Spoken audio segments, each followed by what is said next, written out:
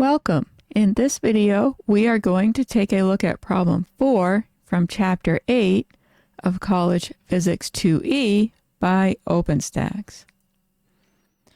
Okay, in this problem, we need to find the momentum of a garbage truck, and we know its mass and velocity.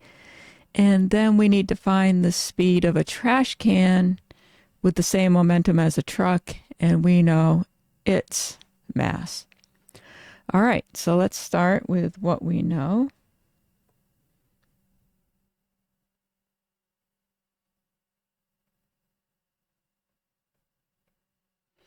Okay, we know the mass of the truck is 1.20 times 10 to the 4 kilograms.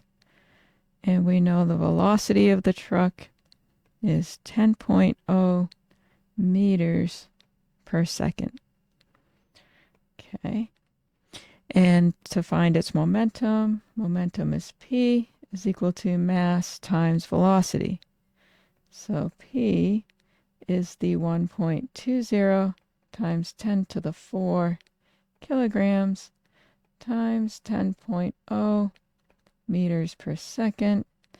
And this gives us 1.20 times 10 to the 5th kilogram meters per second. And that is our final answer. There are no special momentum units. Okay. And then in the second part, we know the mass of the trash can is 8.00 kilograms, and we want to find its velocity.